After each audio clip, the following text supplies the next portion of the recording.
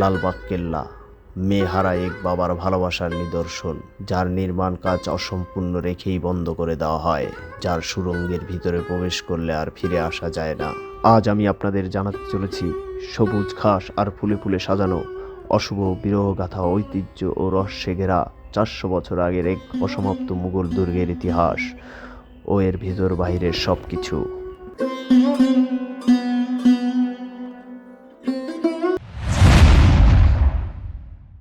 আসসালামু আলাইকুম, তানিন ব্লগে আপনাদের স্বাগতম। লালবাগ কেল্লা ঢাকার বুড়িগঙ্গা নদীর তীরে অবস্থিত একটি মুঘল দুর্গ, যেটি 400 বছর আগের বেদনার ইতিহাস বহন করে আজও দাঁড়িয়ে আছে। সম্রাট ঔরঙ্গজেবের তৃতীয় পুত্র মুঘল রাজপুত্র আজম শাহ বাংলার সুবেদার থাকাকালীন 1678 সালে এই দুর্গের নির্মাণ কাজ শুরু করেন। তখন এর নাম তার পিতার নামের সাথে মিল রেখে ঔরঙ্গাবাদ কেল্লা রাখা হয়। দুর্গ নির্মাণের কাজ শেষ হবার আগেই মারাঠা বিদ্রোহ দমনের জন্য পিতা সম্রাট ঔরঙ্গজেব তাকে দিল্লি ডেকে পাঠান। সে সময় একটি মসজিদ ও দরবার হলের কাজ শেষ হয়েছিল। আজম শাহ চলে যাবার পর এই দুর্গের কাজ বন্ধ হয়ে যায়। সুবেদার শায়েস্তা খান 1680 সালে পুনরায় বাংলার সুবেদার হিসেবে ঢাকায় এসে দুর্গের নির্মাণ কাজ আবার শুরু করেন। আপনারা যে ভবনটি এখন দেখছেন, এটি হচ্ছে হাম্মামখানা। মূলত সুবেদারদের বাসভবন হিসেবে ব্যবহার হতো হাম্মামখানা। লালবাগ কেল্লার এই দালান দুটি কাজে ব্যবহার করা হতো। হাম্মামখানা বাসভবন হিসাবে, দেওয়ানে আম বিচারালয় হিসাবে। এই দালানের নিচতলা ছিল বাসভবন তথা হাম্মামখানা। এখানে প্রবেশ করলেই প্রথমেই আপনাদের যেটি চোখে পড়বে সেটি হচ্ছে একটি পানির ফোয়ারা। ফোয়ারার পাশেই যে রুমটি রয়েছে, এই রুমটি মূলত বিশ্রামের জন্য ব্যবহার করা হতো। আর এপাশে রয়েছে গোসলখানা। গোসল করার জন্য একটি বড় সড়ো বাথটব ছিল এবং পাশে এই গ্লাস দিয়ে আটকানো পানি গরম করার জন্য একটি চুল্লি রয়েছিল, যেখানে গরম পানি রাখা হতো। এর পাশেই এই উপরের জায়গাটি ঠান্ডা পানি রাখার জন্য। এখান থেকে গোসল করে যখন শায়েস্তা খাঁ উপরে উঠতো, তখন ভিজা শরীরে সে এখানে দাঁড়াতো। এখানের টাইলসগুলো এমনভাবে তৈরি করা যে পানি পড়লেও টাইলসটা পিছিল হয়ে না যায়। এর পাশের রুমটি ছিল কাপড় পরিবর্তন করার রুম এবং এর পাশে আরেকটি রুম রয়েছে, সেটি টয়লেট হিসেবে ব্যবহার করা হতো। এখানে যতগুলো রুম রয়েছে তার কোনো রুমেই জানলা নেই। আলো বাতাস আসার জন্য প্রত্যেকটি কক্ষেই ছাদে ফুটো করা আছে, যেখান দিয়ে আলো এবং বাতাস রুমের ভিতরে প্রবেশ করে।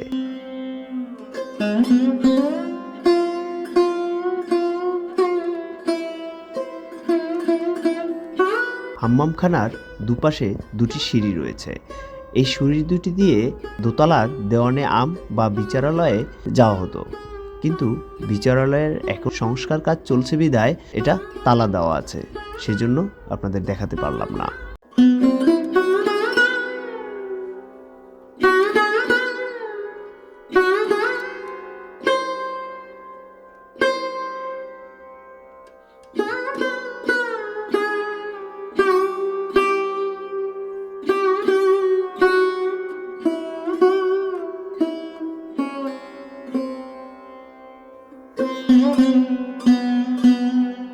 হাম্মামখানার পাশেই একটি বড় পুকুর রয়েছে।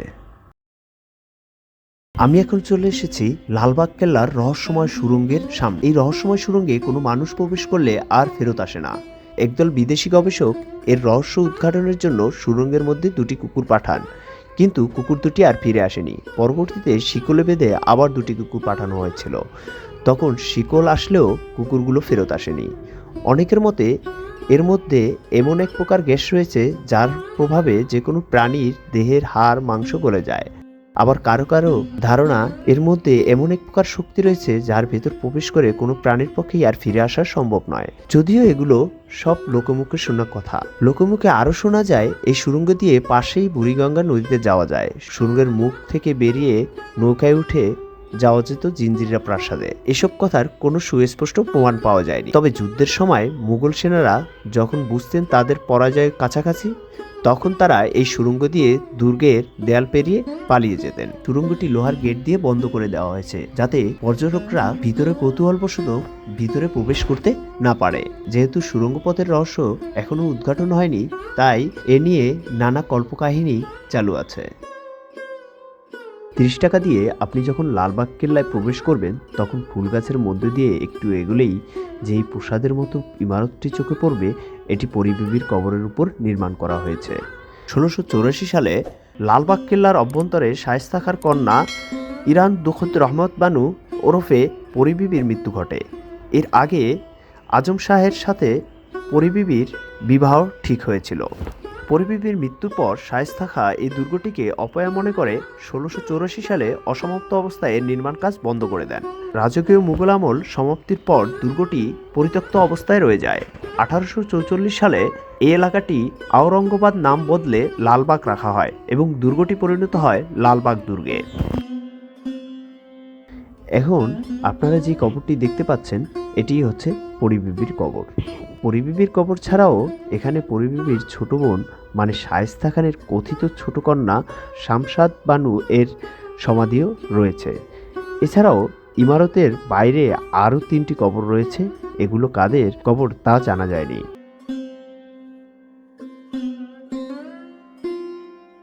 আপনারা হয়তো লক্ষ্য করেছেন কেল্লার ভিতরে অনেকগুলো পানির ফোয়ারা রয়েছে, এগুলো সেই মুঘল আমলের তৈরি করা।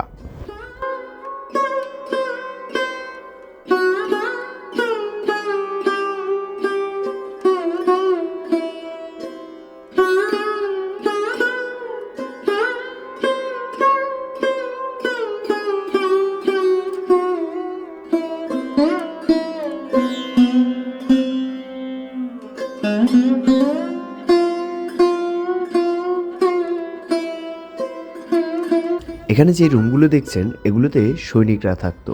এই ইমারতটির নিচেই রয়েছে বিশাল এক জলাধার।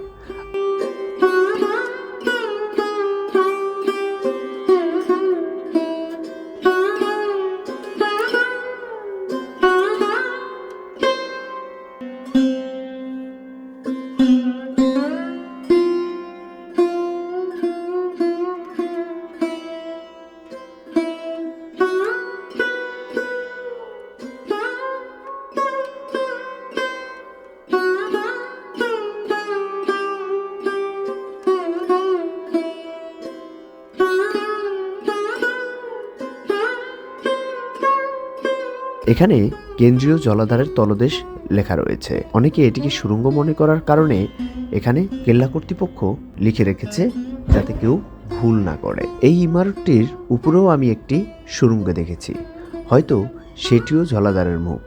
এখানে কিছু লেখা নেই।